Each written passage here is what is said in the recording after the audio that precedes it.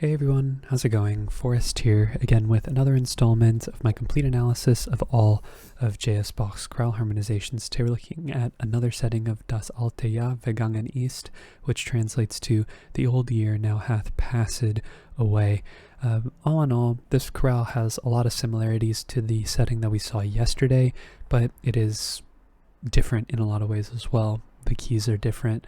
There are different nuances regarding the progressions, but all in all, there are a lot of pieces that fit together that can be shared between or compared between the two pieces.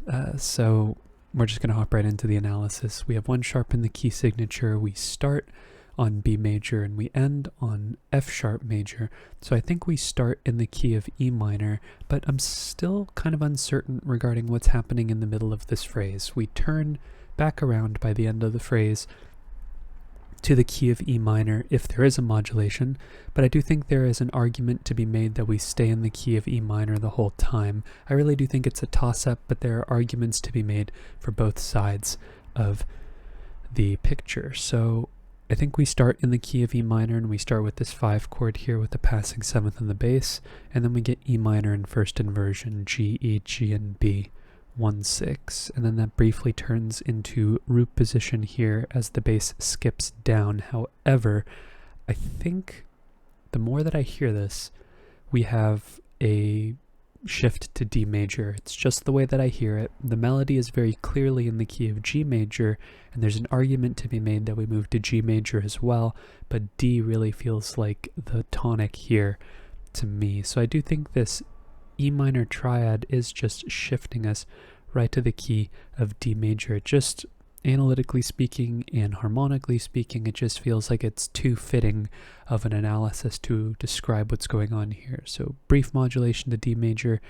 Maybe even you can make the argument that we start in the key of D major too, and we start on a secondary dominant, but having only started and heard 2 chords that imply E minor, I feel like saying that we're in the key of D major from the start is a larger stretch, but still justifiable to a certain extent. Our next chord is A major, C sharp, A, E, and A, which is our 5 chord in first inversion. Of course, if we were still in the key of E minor, this would be a 4-6 chord or 5 of 7 as well, depending on how you look at this next chord progression here, which after this passing 7th takes us to D major, D, A, D, and F sharp. And even though I have this analyzed as a 1 chord here, this could be 7 or 5 of 3 in the key of E minor, or 5 if you think we've modulated to the key of G major. There's definitely some ambivalence going on here. The melody and the bass don't necessarily agree with one another regarding what the overall tonality is. Bach, I believe, is playing with that pretty heavily. If we look at the bass, we're in D. If we look in the alto, we're in G. If we look in the melody, it's like we're in B minor or in G major. If we look in the tenor, we're in D. It's just kind of an interesting mishmash of different ideas. But we do move to G major, B, D, G, and B, which is 4-6. And similar to how we started off this particular measure, we move to root position very briefly as we skip down here. And then we go back up to D again, which is our tonic triad, or at least how I have it analyzed. Of course, we could be in the key of G major here as well. Even this brief fragment here could be a move from D major to G major, but all in all, it feels like this entire section's in D for me, and this is a plagal progression. But this D major I do think is going to be our gateway back to the key of E minor, if not a common chord modulation, a direct modulation from the chord we get on the next beat. Because after this passing tone in the melody, we get D sharp, C, F sharp, and F sharp. And I think this C is an accented non-chord tone, and it's really this B that's our chord tone here, which would make this B major over D sharp. 7 going to 5, or more specifically 7 subtonic 7th going to 5, is not quite the same as leading tone 7 going to 5. Yes, the chords are a third apart, but their functions are different. Subtonic 7th does not have the dominant function that 5 has, so even though they're a third apart, the progression feels a little bit more substantial than other thirds-based progressions that exist between chords that also share a function, like 4 going to 2 or 3 going to 1, for example. And our imperfect authentic cadence ends on E minor, E, B, E, and G, which is our tonic triad. And unlike yesterday's chorale, well, actually, like yesterday's chorale, we get another imperfect authentic cadence here that is also in the key of E minor, but unlike yesterday's chorale, we're going to get a direct modulation directly to the key of A minor, which will then transition back to the key of E minor by the end. We get this cross relation here with G natural versus G sharp right here, butting up next to one another in the alto and the soprano, and this turns from a E minor chord to an E major chord. An E major in the context of A minor is 5.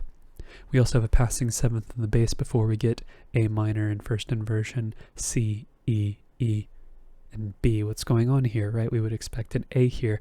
Well, I think this B is a 9/8 suspension over the, a 7/6 suspension over the bass, and our tonic triads being implied here. There's definitely some parallelism going on between the first phrase and the second phrase. However, this B is being held over, and by the time it resolves on the next beat, Bach uses a chromatic bass line to change the function of the chord. So I do think, even though this is a rootless triad at this point in the chorale, it's definitely an A minor chord in terms of how it's being implied. Of course, if you were a literalist, this would be a 3/7 chord, C major 7, root position, 5 going to 3, somewhat of a deceptive progression as we would expect it to go to 1. But I do think in the big picture, sorry if you could hear the engines outside, it is very hot today and I have to have my window open, which makes recording a little bit of a challenge. Sorry to get sidetracked, but yes, 5 going to 1/6. I think that's what the big picture is implying here, and this B is very suspension-like. The lower voices are doing exactly what you would expect them to do. It's just the melody is continuing the idea that we saw from the previous phrase, and Bach is playing with the idea of what particular harmonies or keys could be extrapolated from the texture. But this C sharp, A, E, and A here is A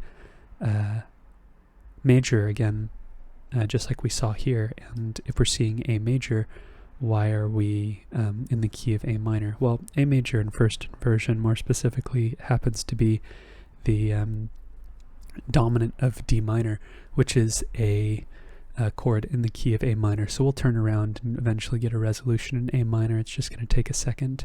Technically, we already did get our resolution, but it was not a completely contextualized chord.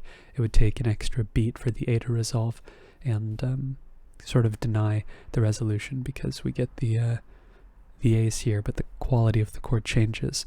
Regardless, we do get this D minor chord on the next beat, D, A, E, and F. Bach typically does this with D minor chords especially. Maybe it's just a byproduct of the fact that we see D minor as a chord used a lot because of Bach's usage of keys and not really deviating from the top, or I guess the northern hemisphere of the circle of fifths, really. But a lot of D minor chords with this E being suspended in the alto and then resolving down by step, but we still get our 4 chord here. Then we get G sharp, F, D, and B. This is G sharp fully diminished 7th, so 4 going to 7, that's a good sign. That's a normative chord progression. And then we get A, E, C, and A. That's our tonic triad and root position. And just like that, we are modulating back to the key of E minor, where A minor becomes our 4, passing 7th in the melody. D sharp, F sharp, C, and F sharp, very similar to the chord that we had on our previous cadence. Here, the B is our chord tone, this C is a 7/6 suspension over the bass, and this B major chord is in first inversion, 5/6. And then we get E minor, E, E, B, and G, which is our tonic triad, of course, in the key of E minor. Next phrase spends the majority of its time in the key of E minor, and we move to the key of B minor for our final cadence. Sorry, as I have been doing in the last couple of videos, there's something off frame that I need to move out of the way to give me enough room to write. We have a perfect authentic cadence here at the end of this phrase, but we start in E minor, E, B, G, and B. No need to reanalyze there.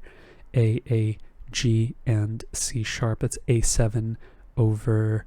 it's just A7 in root position, which is a 4/7 chord.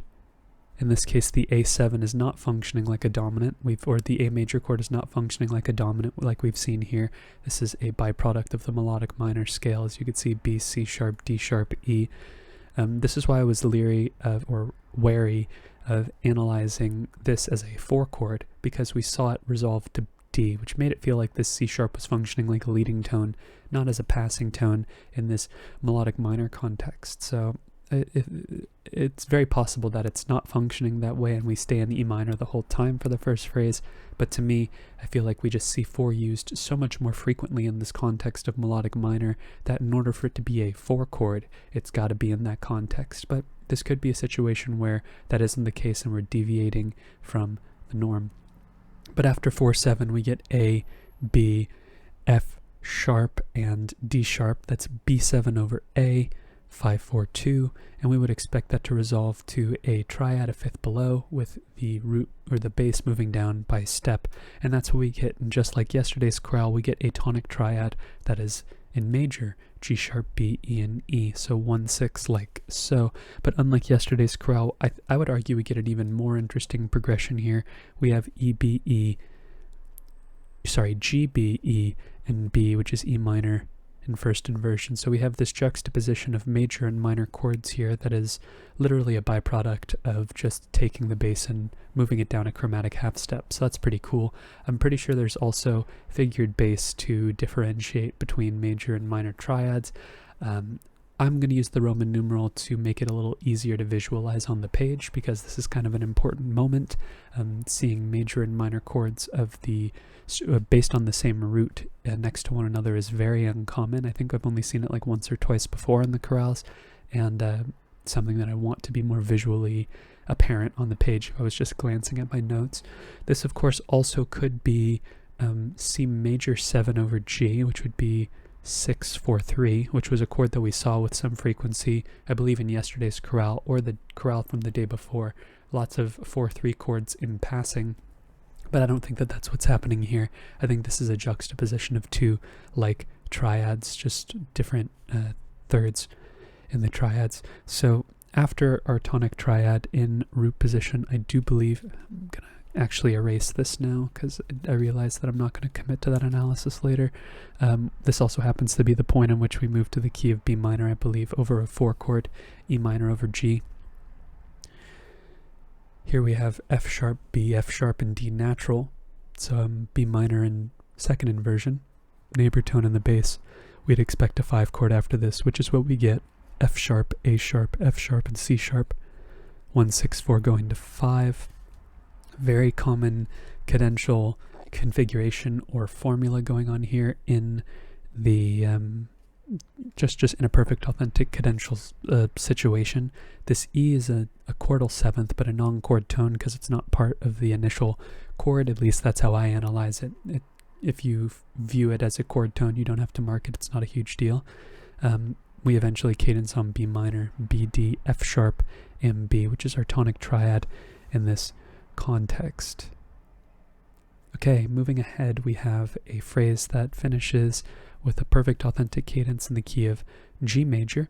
So we have not a distant modulation, but kind of interesting that we go to B minor directly, we go to G major directly from B minor. They are keys that are not foreign to one another because they're adjacent on the circle of fifths, but it's always interesting to see Bach go from a key to a minor key that is that would otherwise be chained through a relative minor key. Like I would expect him to go from B minor into E minor into G major rather than B minor directly to G major. But modulations like this, they're not unprecedented. We've seen far wilder modulations than this one. Just this one's on the less common side of the spectrum. Starting things off, we have A sharp, C sharp, F sharp, and C sharp. That's our 5 chord F sharp major in first inversion, and that resolves exactly where we would expect. This is not a C natural, it's a C sharp, just sort of a byproduct of the MIDI file not being formatted properly. This C sharp, of course, is a 9/8 suspension over the bass, though, but it does resolve to a tonic triad, B, B, F sharp, and D. And then interestingly here, I had to double check with the Urtext edition, and it actually turns out that here this B is a 4/3 suspension over the bass, but we have F sharp, A, F sharp, and C sharp, which would be a minor 5 chord. And it's always really interesting to see minor 5 chords in Bach, especially when they are minor 5 chords in the context of Bach being the one to add the third. Typically, or I used to think typically, minor 5 chords were a byproduct of Bach harmonizing a melody that had the natural 7th in the melody, or the basically like A going up to B here, but here we have a C sharp going down to B, and that's the 5th of the chord. So in order for this to be minor, it'd have to be Bach's modification in the harmonization of the chorale. So we have 1 going to 5, and it's always a toss-up where this 5 chord's going to go. Typically it goes to another stable chord. It's typically not like a 1-5-1. That's kind of, I think, passé by Bach's time, and not really indicative of the harmonic progress that tonality brought into the fold in the, I guess, grander scheme of the history of Western music, and how it's, really defined by changes in harmony. This is something that would be more indicative of modal music of the like Renaissance, or even predating the Renaissance. But we have G, B, F sharp, and B, but I believe this F sharp is an accented non-chord tone, and this F sharp is also an accented non-chord tone, and likely what we have here is not a B minor chord over F sharp, but rather a 6 chord here. And I believe introducing this 6 chord is what takes us into the key of G major, because 6 also happens to be our tonic in the key of G major. And then we move immediately to E minor, E, B, G, and B, which is our 6th chord, passing 7th in the bass, passing tone in the alto, and then we get A minor over C, C, C, E, and A. It's a 2-6 chord. We know that Bach uses 2-6 chords in cadential situations all the time. He loves them. Passing tones in the melody and the tenor, the passing tone in the melody being a passing 7th, and that's going to take us directly to our 5 chord D major, D, A, D, and F sharp, with a passing 7th in the alto as well. And of course that's going to lead us to G major, G, G, B, and G. 3 roots, 1/3 spelling in the key of G major. Moving ahead, we're going to have a plagal cadence. This is a difference from yesterday's setting in the key of B minor, but we're going to be moving, kind of like I was talking about in the previous phrase, we're going to be moving back to B minor through a more logical, at least like, intuitive set of chord changes, where we go to B minor through D major, as opposed to going directly to G major through B minor. So I think this is one of those elided phrases where the chord on the fermata at the end of the previous phrase turns into a chord in the next phrase, G major being the subdominant in the key of D. And then we have C sharp, G, E, and A, which is A7 over C sharp, 5-6-5, and we would expect that to go to 1, D, F sharp, D, and A. Kind of interesting that Bach does not use the 9/8 suspension that we've been seeing in the key of D minor so much. After our tonic triad, we get G major again, G, G, D, and B. That's our 4 chord this time, because we're in the key of D major now. Passing 7th in the tenor, A, E, C sharp, and A. Another 5 chord, passing 7th in the melody, and then we get interesting chord change here, B, B, D sharp, and F. A bit of a deceptive progression, but instead of going to B minor, we go to B major. And B major in root position is 5 of 2, because B happens to be the dominant of E, and E is our 2 chord in the key of D minor, and that's exactly where we go, E minor, E, B, E, and G. And this is going to be our predominant, leading into our next cadence, which is in the key of B minor, where E happens to be our 4 chord. We've been using a lot of 4 chords to get to keys over the span of this chorale. Not exclusively, but by far the majority of the modulations occur through a 4 chord. Not always a tonic, but also usually a tonic as well. But the 4 chord seems a little bit more important than the fact that it's coming through a tonic. But after our 4 chord, we have a passing tone in the bass. Then we have G, B, E, and G, which is just taking the chord and putting it in root position. First inversion. And then we have another passing tone in the bass, which takes us to B, B, E, which is a 4/3 suspension over the bass, and F sharp, which is basically implying our tonic triad here, B minor. And the rest of our chorale, for at least the way that I analyze it, is in the key of B minor, with another one of these unusual phrases at the end here, or cadences at the end, which sort of outlines F sharp major as much as it does B minor. At least from an analytical standpoint, it looks a lot cleaner in the key of F sharp minor, but this undoubtedly feels like a half cadence. This A sharp really feels like it wants to resolve upwards, and that's how I analyze it. But just to wrap the chorale up, A sharp, C sharp, F, and C sharp. That's F sharp major over A sharp. That's our 5-6 chord. That goes to B minor, B, B, F sharp, and D, another tonic triad. E, A sharp, G, and C sharp. Kind of an interesting chord here. This is A sharp fully diminished in second inversion over E, which is a 7-4-3 chord. Kind of an unusual configuration, but the resolution does make sense. Seventh resolves down by step. Bass also resolves down by step. It's kind of interesting with 4-3 chords. It's kind of a ringer. The bass can resolve really in either direction, but here we see it resolving down by step.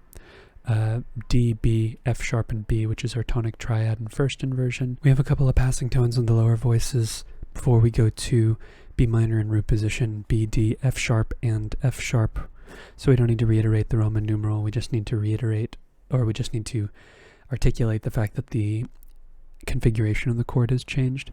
Passing seventh in the bass, passing tone in the tenor before we get G sharp, B, F sharp, and B. Kind of an interesting chord here in the key of B minor. This would be a 6-7 chord, like a byproduct of the melodic minor scale, which we get ideas of here, but we never quite exactly quote in the same literal fashion that we've seen in the chorale. Like we usually do like 5s, 6, 7, 1 with those raised scale degrees, but because we're still in the key of B minor, it's the only real way to reason this chord. And interestingly, between these two chords, both of them are missing a fifth, so making the argument that this is a 6-7 chord, actually G sharp, oh no, this would have to be a B sharp if it were 5 of 5, but it's not likely that that's the case. I think what's ultimately being implied here is that the G sharp is our root and the B is flat or just diatonic to B minor. We then have C sharp, E sharp, and B, which is 5-7 of 5, because C sharp is the leading tone, or sorry, the dominant of F sharp, and F sharp is our 5 in the key of B minor, and our half cadence / imperfect authentic cadence. I still think it sounds like a half cadence, but there is an argument to be made that it is an imperfect authentic cadence. Concludes with F sharp major, F sharp, C sharp, F sharp, and A sharp. Sounds like a 5 chord, but I suppose you could make the argument this is in the key of F sharp right here at the end. This is a 2-7 chord. This is a 5-7 chord, and this is a 1, and the fact that it ends on a major chord sort of lends itself to the fact that Bach ends most of his minor chorales with a major triad. I just think it would be kind of unusual for Bach just to move to F sharp right here at the end. Of course, Bach could have moved to F sharp as early as this B minor chord, but like I said, it sounds more like a half cadence to me anyways. But all in all, a couple of takeaways from this chorale. We have this mid-phrase modulation in the first phrase here, so actually quite a few mid-phrase modulations going on in this chorale. One in D, no, that's a mid-phrase modulation. D major here, D major. The fact that we start in E minor via direct modulation is pretty different as well. Modulation from B to G major, B minor to G major is pretty unusual, but not really anything too much to write home about there. The fact that we have a minor dominant as well is pretty interesting as well. I think that's really all there is to talk about. If you want to hear more about the intricacies about the form and I guess the symmetry between the phrases, watch yesterday's video, which covers this exact same text setting. There are definitely similarities between the chorales here, but I don't believe there's as much symmetry between the phrases. Bach's take on this chorale is much more Baroque in that way, actually. The fact that it's a little bit more flowy and less about proportion, which I was able to make some proportional connections in yesterday's chorale. But the cadences are the same, so that feels significant. If you're interested in following me along on the journey to analyze all of Bach's chorale harmonizations, feel free to subscribe to the channel, hit the notification icon as well if you'd like to be notified of my daily upload, and like the video if you like the video. Thank you so much for watching the video and supporting the channel by doing so. I look forward to tomorrow's analysis, and I hope you take care.